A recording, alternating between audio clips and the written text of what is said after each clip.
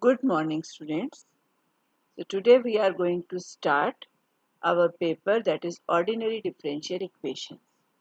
और जो first chapter हम उसका करेंगे that is exact differential equations. Okay. आज के चैप्टर में we shall be discussing what a differential equation is, what is order and degree of a differential equation, what are different type of solutions of a differential equation, and then what exactly is exact differential equation and how we solve an exact differential equation. ये सब आज हम पढ़ेंगे. Okay. तो differential equations कुछ तो आपने +2 level पर भी करी हैं. जब आप डिफरेंशियल इक्वेशन को सॉल्व करते हो by the method of variable separable, homogeneous equations या लीनियर डिफरेंशियल इक्वेशंस, ये सब तो आप लोगों ने +2 लेवल पर भी किया है. उसी की आगे एक्सटेंशन है जो हमारा फर्स्ट चैप्टर है that is exact differential equations. इसमें तो हम फर्स्ट ऑर्डर फर्स्ट डिग्री की डिफरेंशियल इक्वेशंस ही डील करेंगे और जैसे जैसे हम आगे चलेंगे नेक्स्ट चैप्टर्स में तो हायर ऑर्डर की डिफरेंशियल इक्वेशंस को कैसे सॉल्व करना है वो सब हम सीखेंगे. ठीक है. So let us start with a little bit definition part first. तो डिफरेंशियल इक्वेशन होती क्या है, what is a differential equation. तो डिफरेंशियल इक्वेशन हम किसे कहते हैं, an equation which involves independent variables, dependent variable एक ही होता है, independent variable can be more than one, and the derivatives of dependent variable with respect to independent variable. Okay, so such an equation is called a differential equation. तो differential equation में आपके पास एक dependent variable होता है, एक या एक से ज़्यादा इंडिपेंडेंट वेरिएबल्स होते हैं और साथ में हमारे पास होते हैं derivative of dependent variable with respect to independent variable.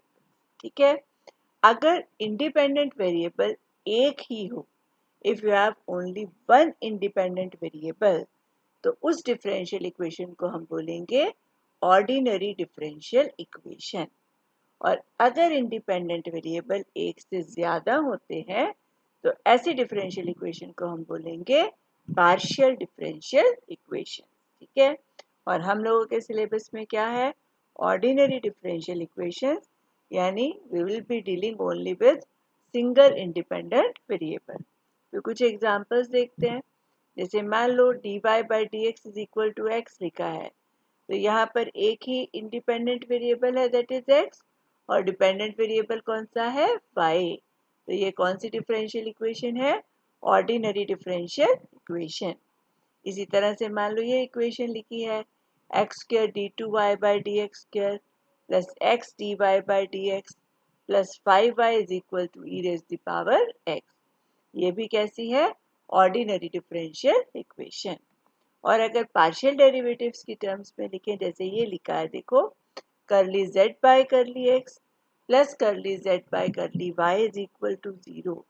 तो यहाँ पर z डिपेंडेंट वेरिएबल है और z का डेरिवेटिव हम दो वेरिएबल्स के विद रिस्पेक्ट में लिख रहे हैं, x के और y के.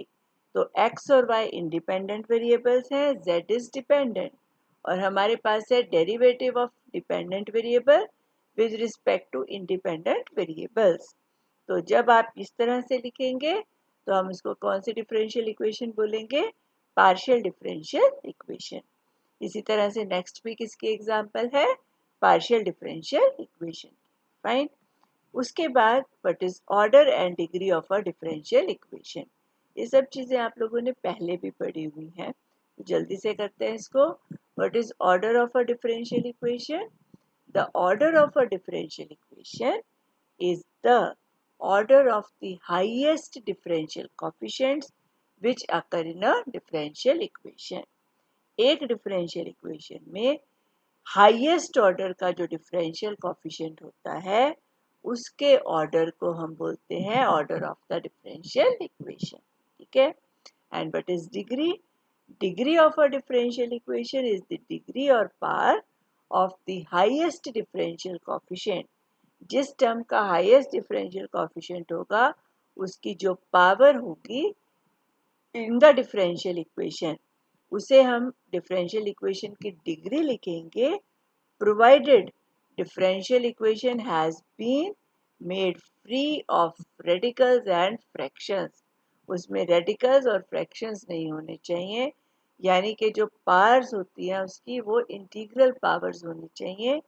जब ऐसा होगा then we can decide what is the degree of differential equation. जैसे मान लीजिए फर्स्ट वाली एग्जांपल देखो, d3y/dx³ का whole square plus x² d2y/dx² plus 5y is equal to 0। इस डिफरेंशियल इक्वेशन में हाईएस्ट डिग्री का डिफरेंशियल इक्वेशन ये वाला है, और इसकी कितनी डिग्री है, क्या ऑर्डर है इसका, 3। तो इसीलिए हम कहेंगे कि इस डिफरेंशियल इक्वेशन का ऑर्डर है 3। Fine. What is the degree of this differential equation? यहाँ थ्रू आउट ऑब्जर्व करो कोई भी फ्रैक्शनल पावर नहीं है, तो इसमें हाईएस्ट जो ऑर्डर का डिफरेंशियल कोफिशिएंट है उसकी पावर क्या है, यहाँ पर 2 है। तो 2 is the degree of the differential equation. इसी तरह से मान लो नेक्स्ट एग्जांपल है 1 plus dy/dx whole raised to the power 4 whole raised to the power 4/3 is equal to p d2y/dx square। तो यहाँ पर अब आप देख सकते हो कि पावर में रेडिकल इन्वॉल्व है, 4/3 है, तो हम इसको इंटीग्रल पावर बनाएंगे, क्यूबिंग कर देंगे दोनों साइड्स की। जब आप दोनों साइड्स पर क्यूब करोगे तो आपके पास आएगा 1 plus dy/dx whole raised to the power 4 and then again raised to the power 4 is equal to p cube d2y/dx square raised to the power 3। अब हम डिसाइड कर सकते हैं इसका ऑर्डर और डिग्री क्या है। What is the order? Highest differential coefficient ये वाला है और इसका ऑर्डर है 2, तो डिफरेंशियल इक्वेशन का ऑर्डर भी 2 हो गया, और इसकी जो डिग्री है वो कितनी है, 3 है, तो इसलिए डिफरेंशियल इक्वेशन की डिग्री भी क्या हो गई, 3। So this is how we find order and degree of a differential equation. Fine. उसके बाद हम लिखते हैं कि डिफरेंशियल इक्वेशन के सॉल्यूशंस को हम कैसे डिफाइन करते हैं। तो पहले सॉल्यूशन होता क्या है, a relation between x and y is equal to f of x means a relation between x and y, यानी between dependent and independent variable, which when substituted in the differential equation satisfies the equation is called solution of the equation, और इसको हम integral of the given differential equation भी बोलते हैं। अगर हमने y को f of x पुट किया डिफरेंशियल इक्वेशन में और वो इक्वेशन सेटिस्फाई हो जाए, तो उस केस में हम कहेंगे कि ये जो हमें दे रहा है this is the solution of differential equation. और बेसिकली हम 3 तरह के सॉल्यूशंस पढ़ेंगे। एक है जर्नल सॉल्यूशन, सेकंड होता है पर्टिकुलर सॉल्यूशन, और थर्ड होता है सिंगुलर सॉल्यूशन। तो सबसे पहले what is a general solution? The solution of a differential equation in which the number of independent arbitrary constants is the same as the order of the differential equation is called general solution। General solution हम किसे कहेंगे, जिस solution में कितने arbitrary constant हो, जितना उस differential equation का ऑर्डर है। अगर मान लो सेकंड ऑर्डर की डिफरेंशियल इक्वेशन है तो उसके जनरल सॉल्यूशन में कितने आर्बिट्रेरी कांस्टेंट होने चाहिए, 2। इसी तरह से अगर मान लीजिए थर्ड ऑर्डर की डिफरेंशियल इक्वेशन है तो उसके भी सॉल्यूशन में कितने आर्बिट्रेरी कांस्टेंट हो, 3। अगर ऐसा है तो ऐसे सॉल्यूशन को हम बोलेंगे जनरल सॉल्यूशन। जनरल सॉल्यूशन को हम कंप्लीट प्रिमिटिव या कंप्लीट इंटीग्रल भी बोलते हैं, राइट। नेक्स्ट आता है पर्टिकुलर सॉल्यूशन। देखो जनरल सॉल्यूशन में हमने ये बोला कि जितने ऑर्डर है डिफरेंशियल इक्वेशन का उतने ही आर्बिट्रेरी कांस्टेंट्स हो। अब अगर हम उन आर्बिट्रेरी कांस्टेंट्स को कोई एक पर्टिकुलर वैल्यू दे दें, जैसे मान लो मेरा सॉल्यूशन आया y is equal to mx, find where m can be any real number. Let us suppose मैंने m को वैल्यू दे दी 3, तो क्या बन गया y is equal to 3x, तो वो मेरे लिए क्या हो गया, पर्टिकुलर सॉल्यूशन। तो जब हम आर्बिट्रेरी कांस्टेंट को कोई पर्टिकुलर वैल्यू दे देते हैं तो उस सॉल्यूशन को हम बोलेंगे पर्टिकुलर सॉल्यूशन। तो बेसिक क्या होता है कि जो हमारा जनरल सॉल्यूशन होता है वो तो रिप्रेजेंट करता है फैमिली ऑफ कर्व्स। क्योंकि जैसे जैसे आप आर्बिट्रेरी कॉन्स्टेंट्स चेंज करोगे आपको उस फैमिली का नया मेंबर मिलेगा। और पर्टिकुलर सोल्यूशन क्या देता है, उस सारी फैमिली का कोई एक मेंबर, राइट। तो इसको हम बोलते हैं पर्टिकुलर सोल्यूशन। अगला जो सोल्यूशन है उसका नाम है सिंगुलर सोल्यूशन। और सिंगुलर सोल्यूशन जो है उसमें कोई आर्बिट्रेरी कांस्टेंट नहीं होता, ना ही वो पर्टिकुलर सोल्यूशन की तरह जनरल सोल्यूशन से डिराइव किया जा सकता है। पर्टिकुलर सोल्यूशन तो हम जनरल सोल्यूशन से ही फाइंड आउट करते हैं by giving some arbitrary values या particular values to the arbitrary constants. लेकिन जो सिंगुलर सोल्यूशन होता है that is not obtainable from general solution और फ्रॉम पर्टिकुलर सोल्यूशन। ये एक अलग ही तरह का सोल्यूशन होता है। जैसे आपको एक सिंपल सी एक्सप्लेनेशन देती हूँ।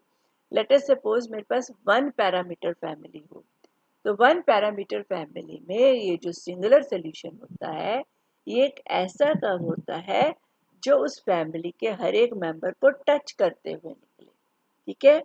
उस फैमिली के हर मेंबर पर उस फैमिली का हर मेंबर मीन्स कि जब भी आप डिफरेंशियल इक्वेशन सॉल्व करेंगे तो उसका सोल्यूशन एक फैमिली ऑफ कर्व्स मिलेगा मुझे। और उस फैमिली ऑफ कर्व्स के हर मेंबर को जो एक सिंगल कर्व टच करेगा वो कर्व हमारा क्या होगा, सिंगुलर सोल्यूशन।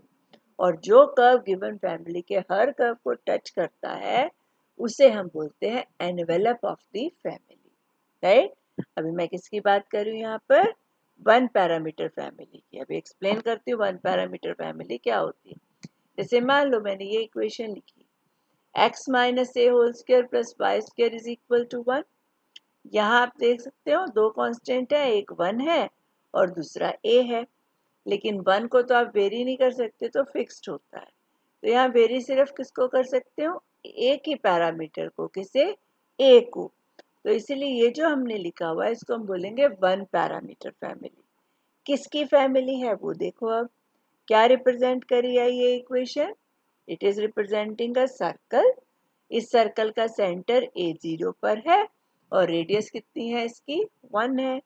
तो इसका मतलब ये रिप्रेजेंट कर रहा है family of circles having centre at a0। और a क्योंकि कोई भी रियल नंबर है तो basically having centre on x axis and radius 1। अब अगर मैं इसकी डिफरेंशियल इक्वेशन फॉर्म करूं, आपने वो सीखा भी हुआ है कैसे फॉर्म करते हैं। तो डिफरेंशियल इक्वेशन इस फैमिली की ये आएगी, y square 1 plus d Y by D x whole square is equal to 1। यहाँ बड़े ही ध्यान से ऑब्जर्व करो कि ये फैमिली तो इसको सेटिस्फाई कर रही है तभी यहाँ से ये बनी है डिफरेंशियल इक्वेशन। लेकिन आपके पास दो कर्व्स और आएंगे जो इस इक्वेशन को सेटिस्फाई कर रहे हैं। वो दो कर्व्स हैं y is equal to 1 and y is equal to -1। See here, अगर मैं y को यहाँ पर 1 पुट करूँ तो ये 1 स्क्वायर 1 हो गया, और y अगर 1 है तो dy बाई डी एक्स 0 हो गया। तो ये 1 dy बाई डी एक्स 0, तो 1 into 1 1, 1 is equal to 1। Equation satisfy हो रही है। बिल्कुल सेम मैनर में y इज इक्वल टू -1 के लिए भी इक्वेशन सेटिस्फाई हो रही है। लेकिन y इज इक्वल टू 1 और -1 इस फैमिली का पार्ट नहीं है।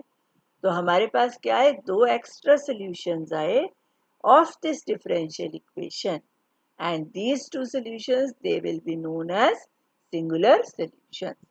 ये जो बन रहा है ये जनरल सॉल्यूशन है इस डिफरेंशियल इक्वेशन का, और y इज इक्वल टू +-1 इस डिफरेंशियल इक्वेशन का क्या है, सिंगुलर सॉल्यूशन।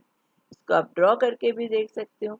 देखो ये सारे सर्कल्स हैं जिनका सेंटर एक्स एक्सिस पर और रेडियस 1 है, और ये जो दो लाइंस हैं y इक्वल टू -1 और y is equal to +1 family के हर मेंबर को टच कर रही है and these two are forming the singular solution, right. तो वन पैरामीटर फैमिली के केस में जो सिंगुलर सॉल्यूशन होते हैं they are nothing but the envelope of the family and they cannot be obtained from general solution or from the particular solution, right। चलिए mainly लेकिन हम अपने केस में डील करेंगे with the general and with the particular solutions। Singular solution कहीं कहीं एक या दो जगह हमें फाइंड आउट करने हैं, otherwise we will restrict ourselves to general solution and particular solution, ठीक है। ये तो हो गई बिल्कुल जनरल बेसिक कि डिफरेंशियल इक्वेशन क्या है, ऑर्डर और डिग्री क्या है डिफरेंशियल इक्वेशन की, और उसके बाद different type of solutions of differential equation. अब हम चलते हैं द मेन चैप्टर जो हमारा है what is exact differential equation. तो डेफिनेशन क्या होती है एग्जैक्ट डिफरेंशियल इक्वेशन की? The differential equation of this form, क्या फॉर्म है? mdx plus ndy is equal to 0 where m and n are functions of x and y. So you can see clearly यहाँ पर अगर मैं dx से through out divide कर दूँ तो ये बनेगी m plus n dy by D x is equal to 0। तो ये डिफरेंशियल इक्वेशन है वन ऑर्डर और वन डिग्री की। This is differential equation of first order and first degree, right. चलिए इस डिफरेंशियल इक्वेशन को हम एग्जैक्ट बोलते हैं if m D x plus N D y is equal to derivative of u where u is some function of x and y। अगर ये किसी exact function का डेरिवेटिव होते हैं तब हम इस डिफरेंशियल इक्वेशन को क्या बोलेंगे? Exact differential equation. कि हम एक फंक्शन u फाइंड आउट कर पाए कि जब डेरिवेटिव ऑफ u लिखें तो वो m D x plus N D y के इक्वल, राइट। जैसे एक सिंपल सी एग्जांपल देखते हैं। लेट अस सपोज मेरे पास ये इक्वेशन है x dy plus y dx is equal to 0। तो इसको बड़े ध्यान से ऑब्जर्व करो। ये किसका डेरिवेटिव है? x as it is derivative of y plus y as it is derivative of x। तो this is derivative of xy। तो x dy plus y dx तो I can write derivative of xy। ये मेरा u हो गया। तो इसीलिए हम क्या कहेंगे कि हमें एक फंक्शन u मिल गया कि du is equal to mdx plus ndy and therefore this differential equation is exact, right? See now, इसमें तो हमने देखकर ऑब्जर्व कर लिया कि ये एग्जैक्ट डिफरेंशियल इक्वेशन है but everywhere it is not possible कि हम जस्ट ऑब्जर्व करके बता पाए कि इक्वेशन एग्जैक्ट है या नहीं। तो अपने नेक्स्ट आर्टिकल में हम कंडीशन डिराइव करेंगे कि क्या कंडीशन फुलफिल हो कि given differential equation is exact. तो नेसेसरी एंड सफिशिएंट कंडीशन है, इम्पॉर्टेंट है लेकिन बहुत ही इजी है। क्या है देखो, the necessary and sufficient condition that the equation mdx plus ndy is equal to 0 is exact is that curly m by curly y is equal to curly n by curly x। ये हमें हर question में भी करना है, रट्टा लगाने की जरूरत नहीं, आपको अपने आप ही लर्न हो जाएगा। ठीक है, चलिए पहले हम करते हैं नेसेसरी पार्ट। नेसेसरी पार्ट में मुझे क्या गिवन हो जाएगा कि इक्वेशन एग्जैक्ट है और ये टर्म मुझे फिर कंडीशन को प्रूव करना है। ठीक है, तो इक्वेशन हमें दे गई एग्जैक्ट, गिवन हो गया m D x plus N D y is equal to 0 is an exact differential equation. और अभी हमने ऊपर एग्जैक्ट डिफरेंशियल इक्वेशन की डेफिनेशन की।